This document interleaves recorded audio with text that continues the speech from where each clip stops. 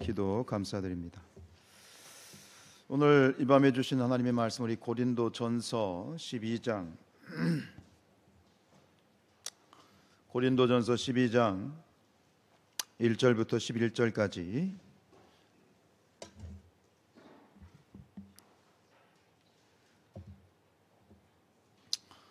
고린도전서 12장 1절로 11절 한 절씩 교독하십니다. 형제들아, 신령한 것에 대하여 나는 너희가 알지 못하기를 원하지 아니하노니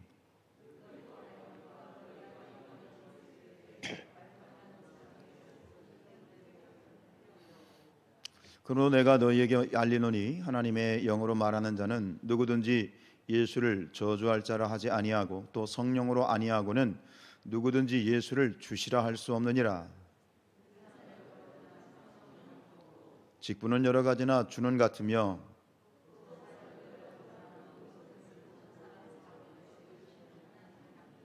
각 사람에게 성령을 나타내심은 유익하게 하려 하심이라.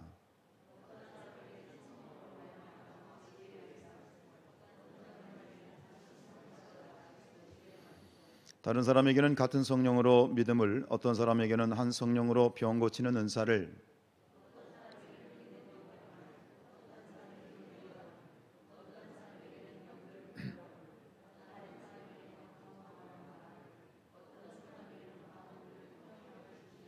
같이 읽습니다. 이 모든 일은 같은 한 성령이 행하사 그의 뜻대로 각 사람에게 나누어 주시는 것이니라. 아멘. 네, 오늘 새벽이 아닌 수요일에 또 이 수요일 저녁에 또 함께 예배하신 모든 분들에게 하나님의 큰 은혜 감사하시길 축복합니다. 네, 지난 3일 평안하셨나요? 네, 감사하네요. 우리가 이제 고린도전서 12장부터 14장은 이제 고린도 교회의 이런 예배에 있었던 문제, 공적 예배 부분에 있었던 세 가지 문제를 다루고 있지요. 우리가 지난 시간부터 첫 번째는 예배 시간에 여인들이 예배포 머리에 두건을 쓰는 문제를 다루었고, 두 번째는 성찬식과 관련된, 성만찬과 관련된 그런 문제였다면, 오늘은 세 번째로 여기 이제 12장부터 13장, 14장까지 이 세 장에 걸쳐서 이 성령의 은사에 대한 그런 문제를 다루고 있어요. 다른 문제 같지 않게 이 세 장씩이나 여기서 다루고 있다라고 하는 것은 그만큼 여러분 이 성령의 은사라고 하는 것이 하나님의 강력한 역사이죠. 그죠? 그렇기 때문에 이것을 우리가 인간적인 어떤 사고나 인간적인 이성으로 이것을 정확하게 판단하기는 사실 어려움이 있어요. 그래서 오늘 사도 바울이 뭐라고 얘기하는 거예요? 신령한 것이라 이렇게 표현하잖아요. 신령한 것. 이것은 바꿔 말하면 이게 인간적인 지시적인 문제가 아니기 때문에 이것을 조심스럽게 다루고 있는 그런 의미가 있겠지요. 그런데 1절에서 우리 1절 같이 읽을까요? 시작. 형제들아, 신령한 것에 대하여 나는 너희가 알지 못하기를 원하지 아니한다. 말을 되게 꼬았죠.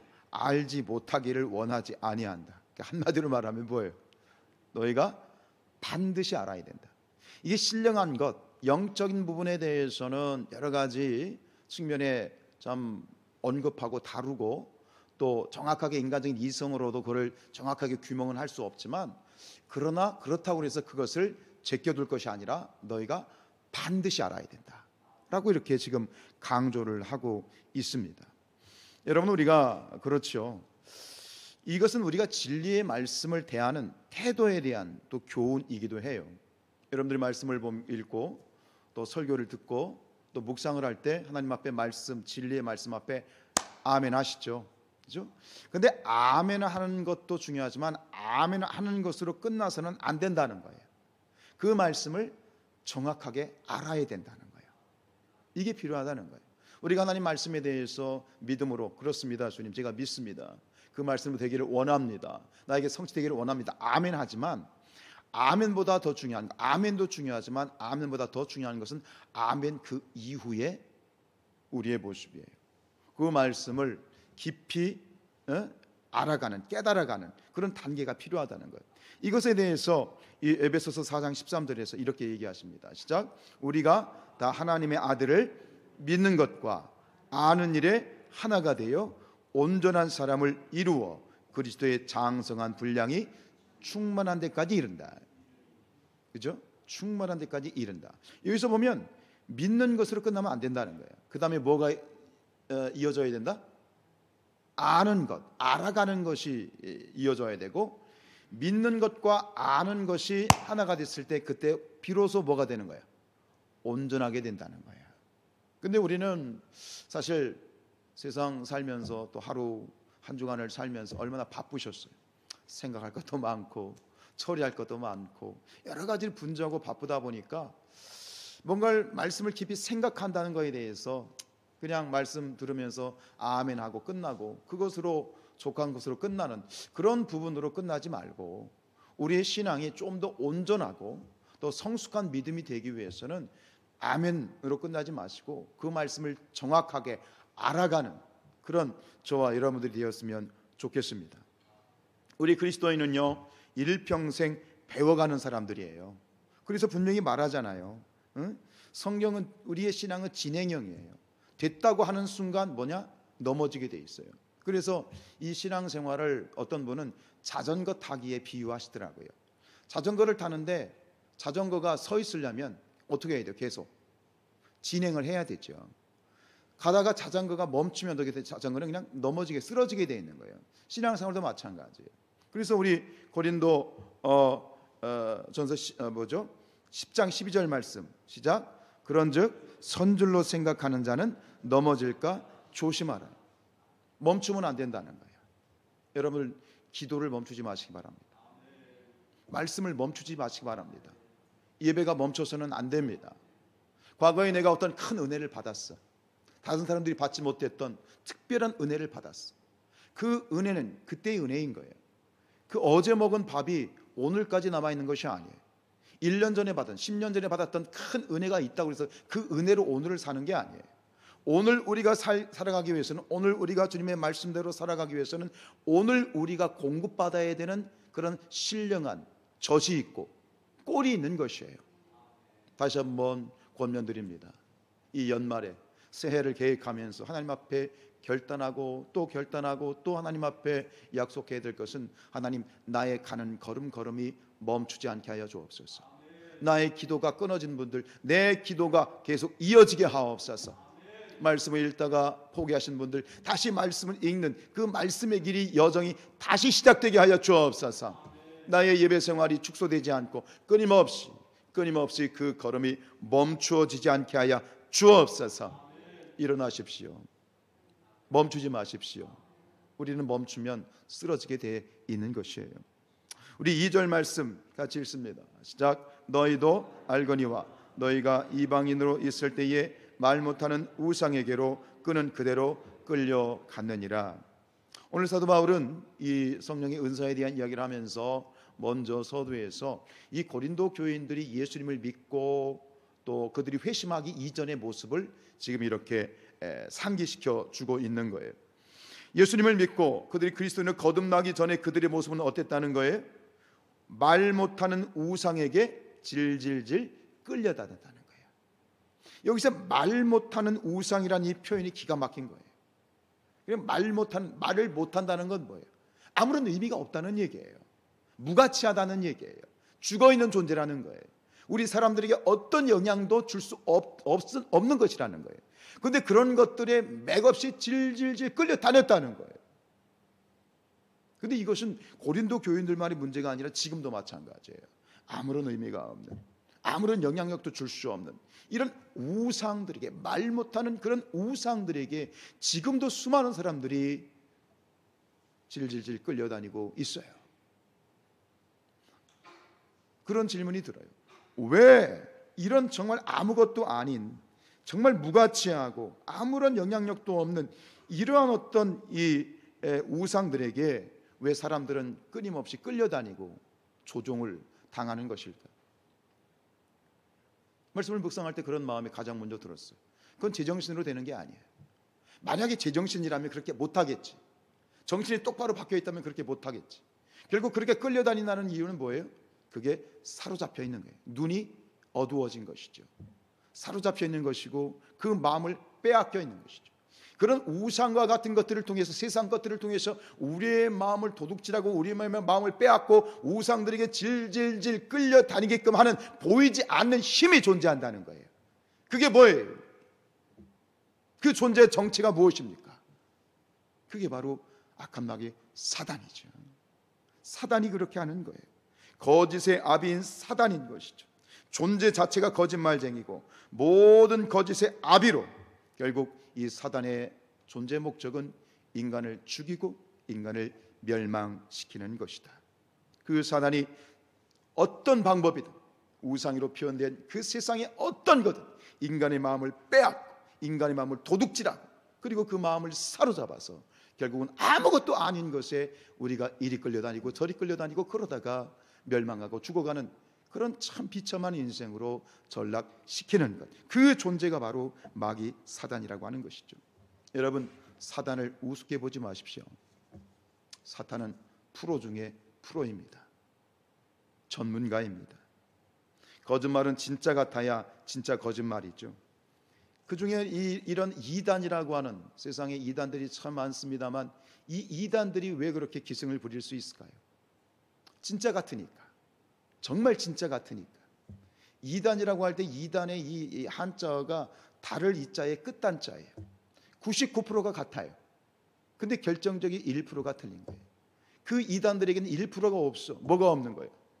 예수 그리스도가 없는 거야. 근데 99%는 같아. 너무나도 똑같아. 그러니까 거기에 속아 넘어가는 것이죠. 우리 인간들이 어떻습니까? 참 분별력이 없죠. 참 무지몽매하죠. 참 순진해요, 사람들은. 근데 거기다가 한술 더 뜨는 건 뭐냐면 교만하기 짝이 없어. 분별력도 없고 참 어리숙하고 순진하면서도 우리 사람이 말이죠, 얼마나 교만한지 몰라요. 우리가 어떻게 해야 되겠습니까? 방법은 하나밖에 없어요.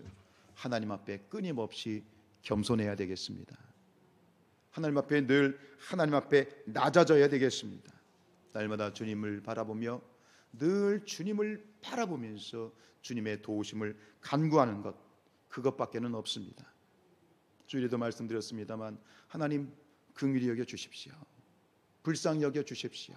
나를 도와주십시오. 주님이 아니면 나는 할 수 없습니다. 그냥 아차하는 순간에 우리는 넘어지는 거야. 아차하는 순간에 우리는 그냥 마귀의 밥이 되는 거야. 그 누구도 예외가 될 수 없어요. 목사요? 목사도 예외될 수 없어요. 사랑하는 여러분, 늘 하나님 앞에 더 낮아지는 그런 저와 여러분들이 있으면 좋겠습니다. 주님 앞에 더 겸손해졌으면 좋겠습니다. 주님 앞에 더 주님의 도움을 구하는, 하나님 앞에 도움을 구하는 그런 간구하는 여러분과 저가 되었으면 좋겠습니다. 그때 하나님께서 우리를 도와주시기 위해서 보내주신 분이 계셔요. 그분이 누구냐? 바로 성령이시다. 오늘 이 말 못하는 우상이라는 표현을 통해서 사도 바울이 역설적으로 우리에게, 고린도 교인들에게, 그리고 우리에게 말하고 싶은 핵심은 뭐냐? 우상들은 말을 못해. 말 못하는 우상이야. 그와 반대로 말씀하시는, 살아계셔서 말씀하시는 성령을 우리에게 소개하고 싶은 거예요. 여러분, 우상은 스스로 말할 수 없으나 성령님은 스스로 말씀하십니다. 우상은 죽어있는 존재나 성령은 살아계신 존재입니다. 살아계셔서 우리를 도와주시는데 더 놀라운 건 뭐냐면 우리로 하여금 인간으로서는 스스로 말할 수 없는 것을 성령께서는 말할 수 있게 도와주십니다. 그것을 강조하고 싶은 거예요. 말할 수 없는 것, 인간이 스스로는 알 수도 없고 스스로는 말할 수도 없는 그것을 말할 수 있도록 도와주시는 그분이 바로 성령이시다.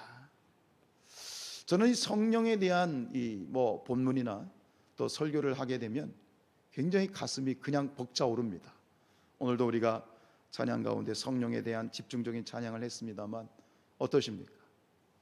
성령에 대한 말씀을 읽고 또 성령에 대한 설교를 하고 또 성령에 대한 찬양을 하면 그냥 마음이 좋아. 너무너무 행복해. 늘 그 설교만 했으면 좋겠어. 오늘 사도 바울이 우리에게 말하고 싶은 것도 이거예요. 여러분, 앞에서 세 가지 문제, 공공 예배에 대해서 이 예배포를 쓰는 문제, 또 성만찬에 대한 문제, 앞에 12장에서 그냥 앞에 11장에서 간단히 끝냈어요.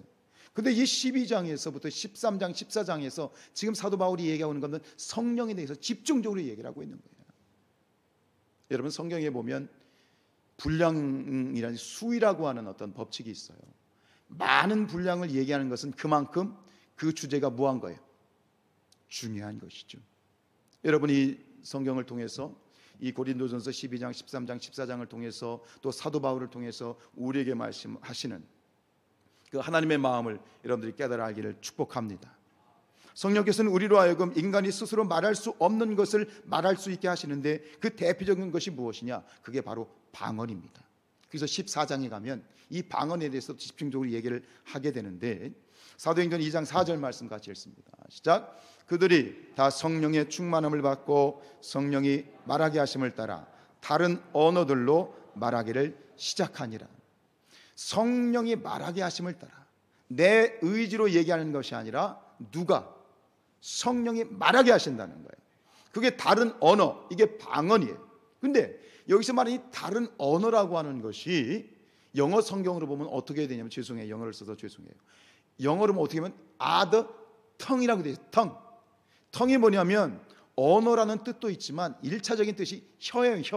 혀를 tongue이라고 그래요. 결국 뭐냐면 다른 언어라고 하는 것은 성령께서 우리의 혓바닥을 탁 잡아가지고 나의 언어, 내 인간적인 언어가 아닌 다른 언어를 말하게 하시는 것이야. 이게 방언이에요. 즉 방언은 성령이 내 혀를 주장하시는 기도이시다 말이죠. 이것은 무엇이냐? 성령의 기도예요. 방언 기도는 성령의 기도예요. 방언 기도는 하늘의 언어인 것이다. 이런 일들을 성령이 하시게 되는데, 근데 오늘 말씀 속에서 정말 사도 바울이 굉장히 중요한 말씀을 하시는 것은 3절 말씀입니다. 3절 시작. 그러므로 내가 너희에게 알리노니 하나님의 영으로 말하는 자는 누구든지 예수를 저주할 자라 하지 아니하고 또 성령으로 아니하고는 누구든지 예수를 주시라 할 수 없다. 여러분, 예수님은 누구십니까? 따라하십시다. 예수님은 주님이십니다. 예수님은 나의 주인이십니다. 여러분, 솔직한 고백이시죠? 진심이시죠? 동의하시죠? 그런데 여러분, 누가 고백한 겁니까? 누가 고백한 거라고요?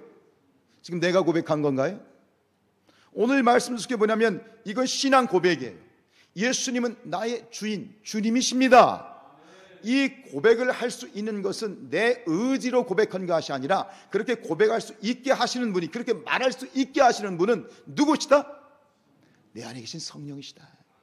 믿지 않는 자들은 죽었다 깨어나도 이 얘기를 못한다는 얘기입니다.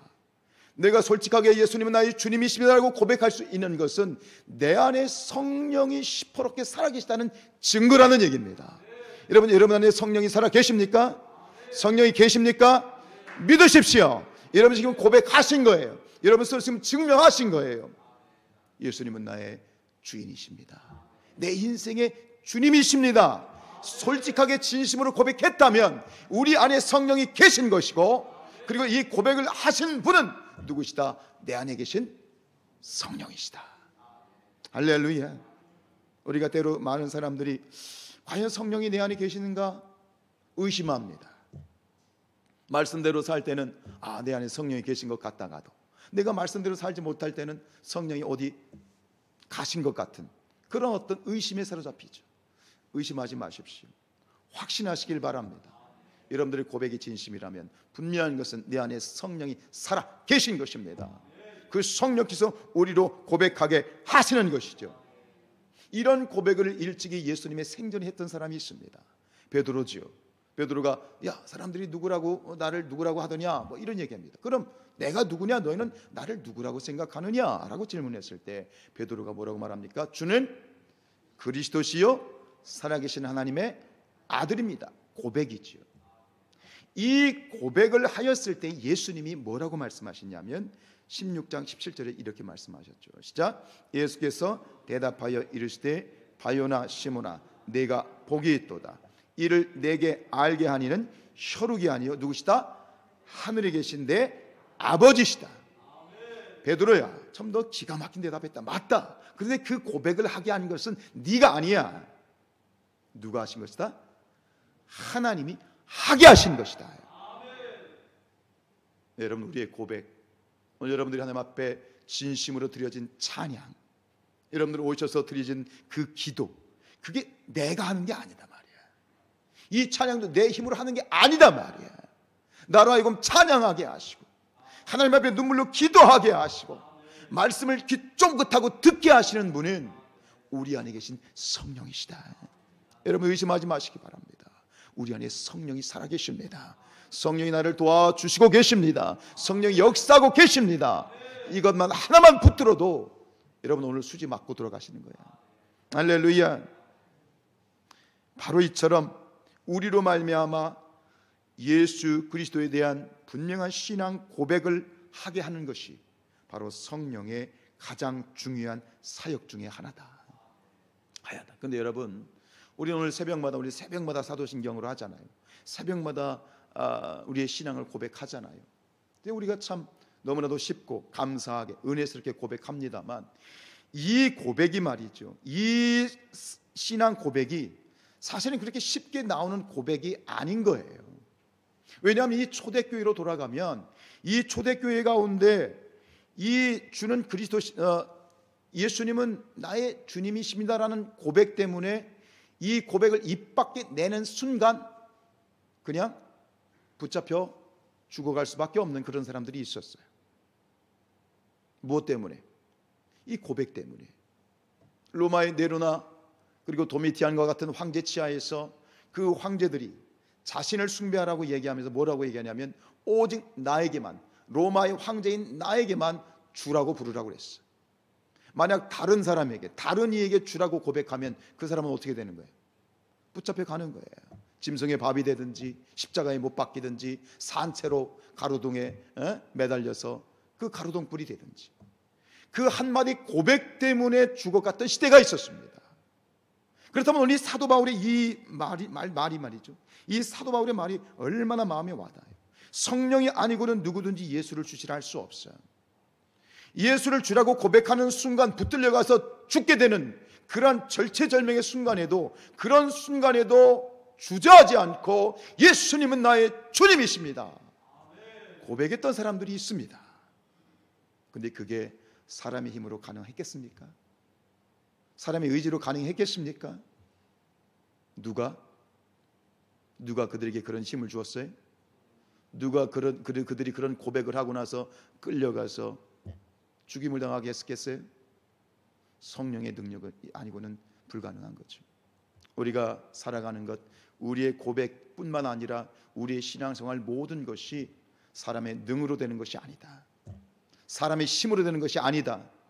오직 성령의 능력으로 되는 것이다. 깨달으시길 축복합니다. 그리고 우리는 이미 여러분들이 3일을 살아가면서, 지금까지 살아오면서, 일평생 살아오면서 예수 그리스도를 믿음으로 고백하고 그리스도인이 되고 우리가 하나님의 천국 백성이 된 그 이후로부터 우리는 수없이 성령의 능력 안에서 살아오고 계신 거예요. 깨닫지 못할 뿐이지요.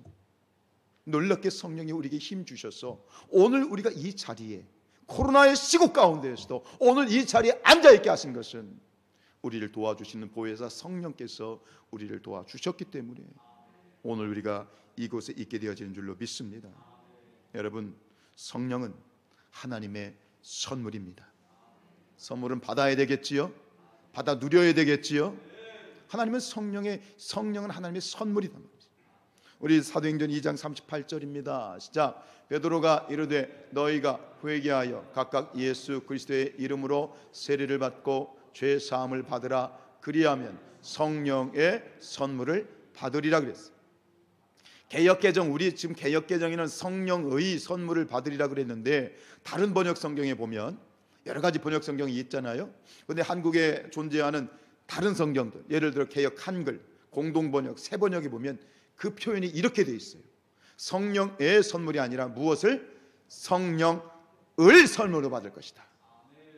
저는 이게 더 맞다고 생각해요. 성령의 선물도 일맥상통하는 부분이 있지만 1차적으로는 너희가 예수 그리스도를 믿으면 하나님께서는 우리에게 선물로 주시는 것이 있는데, 그것이 무엇이다? 성령이시다. 성령은 선물입니다. 성령은 하나님의 선물입니다. 여러분, 오늘 4절 말씀 읽습니다. 4절 시작. 은사는 여러 가지나 성령은 같다. 아까 1절에서 이 신령한 것이라는 표현을 썼잖아요. 이 신령한 것이라고 표현되어 있는, 번역되어 있는 이것도 영어로 보면 어떻게 되냐면 영적인 선물이라고 되어 있어요. 영적인 선물. 그리고 여러분, 은사가 뭐예요? 이 은사가 영어로 뭐예요? 기프트예요. 선물입니다. 성령은 그 자체가 하나님이 우리에게 주신 선물이고, 그리고 성령께서 우리에게 주시는 또 은사가 성령의 선물이다. 여러분, 성령은 선물입니다. 여러분, 말씀을 정리합니다. 이 풍진 세상에서 우리가 그리스도인으로서, 언제 어디서나 그리스도인으로서 좌로나 우로나 치우치지 아니하고 하나님 말씀대로 우리의 길을 제대로 걸어갈 수 있도록 우리를 고아와 같이 버려두지 아니하시고 우리를 도와주시기 위해서, 우리를 돕기 위해서 주신 하나님의 최고의 선물이 있습니다. 그것이 바로 성령 하나님이십니다. 성령이십니다. 그 성령님은 말 못하는 우상, 죽어있는 무가치한 아무런 영향력도 끼치지 않는 그런 우상하고 달리 그 성령은 살아계셔서 우리에게 말씀하시고, 우리로 말미암아 우리가 해야 될 말, 인간의 힘으로는 할 수 없는 말들을 할 수 있도록 능력 주시는 분이다. 할렐루야. 성령은 보혜사이시다. 보혜사가 무슨 뜻이죠? 돕는 자다. 성령께서, 하나님께서는 우리에게 우리의 삶과 우리의 신앙을 도와주시기 위해서 보혜사 성령님을 선물로 우리에게 보내주셨습니다. 여러분, 기도, 전도, 사역 어떻게 녹록하십니까? 기도하는 게 잘 되세요? 여러분, 전도 잘 되세요? 이렇게 하나님 앞에 하는 사역들이 잘 되십니까? 내 힘으로 하면 힘들어. 기도는 내 힘으로 하면 10분도 못해. 근데 여러분, 그거 아셔야 됩니다. 내 힘으로 기도하면 힘들어. 내 힘으로 전도하면 안 돼. 내 힘으로 사역하면 반드시 문제가 생겨. 그런데 성령으로 기도하면 1시간이 10분 같고, 성령에 사로잡혀 기도하면 20분, 이 2시간이 20분 같은 거야. 여러분, 전도가 어렵지요. 그러나 성령이 하시면 쉽습니다. 하나님의 사역이 어렵습니까? 내 힘으로 하니까 어려운 거지. 성령이 하시면 사역은 쉽습니다. 경험해 보신 분들은 아시잖아요. 성령으로. 그래서 예수님께서 이 마지막 승천하실 때에 제자들에게 신신당부하신 것이 있어요. 사도행전 1장 8절 말씀 시작. 오직 성령이 너희에게 임하시면 너희가 권능을 받고 예루살렘과 온 유대와 사마리아와 땅 끝까지 이르러 내 증인이 되리라 하시니라. 많은 분들이 이 말씀을 읽으면 뒤에 집중합니다. 전도해야 돼, 증인돼야 돼, 그 부분에 포커스가 가 있어. 아니, 그보다 중요한 게 있어요. 가서 증인되는 것보다, 가서 일하는 것보다, 가서 사역하는 것보다 더 우선되는 것이 있어요. 이것이 아니고는 너희들 하지 말라고 하는 거 똑같은 거예요. 뭐 해야 된다? 성령 받아야 된다. 성령 충만해야 된다. 너희가 여기서 기다리고 성령 충만할 때까지 기다려. 성령 충만한 다음에 나가야 돼. 가서 전도하는 것, 가서 사역하는 것, 가서 일하는 것, 그것은 차선이에요. 우리 신앙에 있어서의 우선은 뭐냐? 무엇보다도 우선은 뭐냐? 성령 받는 것이에요. 성령 충만한 거예요. 성령 충만한 거예요. 이거 잊지 마셔야 돼요. 성령 없이 일하면 반드시 문제가 생겨요. 성령 없이 일하면 사람의 일이 돼. 성령 없이 일하면 마귀가 역사해. 그렇기 때문에 앞에서 얘기했던 것처럼 우리는 멈추지 말고, 말씀을 멈추지 말고, 기도를 멈추지 말고, 예배를 멈추지 말고. 왜요? 이것이 바로 우리가 성령 충만한 방법이기 때문에 그래요. 무엇이 성령 충만한 것이냐? 말씀 충만할 때 성령 충만한 것이다. 기도가 충만할 때 성령이 충만한 것이다. 주님 앞에 나와 예배함으로 온전히 내 마음을 쏟게 될 때 하나님께서 우리에게 성령을 폭포수같이 쏟아부어 주시는 것이다. 이것이 문제예요. 기도 없이 일한다, 말씀 없이 사역한다, 10중 8구 반드시 교회를 어지럽게 합니다. 우리 모두에게 성령 충만함이 있어지기를 다시 한번 축원드립니다. 성령님은 우리가 이 세상을 승리할 수 있도록 하나님이 보내주신 하나님의 선물이에요. 그리고 다시 성령이 충만할 때 또 더불어서 어떤 은혜가 있느냐? 성령께서 우리에게 성령의 선물을 주셔. 그게 은사야. 은사야. 성령 충만할 때 자연스럽게 나무가 성장하고 자라고 꽃이 피고 가을이 되면 열매가 맺는 것처럼, 그저 성령 충만함을 우리가 유지하게 되면 내가 원하지 않아도 내 삶 가운데 주렁주렁 성령의 열매, 삶의 열매, 신앙의 열매가 맺혀지는 것이다. 할렐루야. 전도에 대한 이야기, 제가 전도에 미친 목사님하고 부목사 사역을 오래 했습니다만, 여러분 아셔야 될 것이 있어요. 우리가 성령 충만하면 사람들이 저절로 찾아옵니다. 이게 영적인 원리입니다. 우리 말씀 보시죠. 이사야서 60장 1절입니다. 시작. 일어나라, 빛을 발하라. 이는 내 빛이 이르렀고 여호와의 영광이 내 위에 임하였느니라. 여호와의 영광이 내 위에 임하였다는 게 뭐죠? 성령이 충만하다는 얘기예요. 성령으로 충만하다는 얘기예요. 그럼 어떤 일이 벌어지느냐? 3절입니다. 시작. 나라들은 내 빛으로, 왕들은 빛이른 내 광명으로 나오리라. 파리는 어디에 꼬이게 돼 있어요?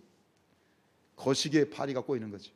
마찬가지로 세상은 성령 충만한 사람에게 세상이 꼬이게 돼 있어요.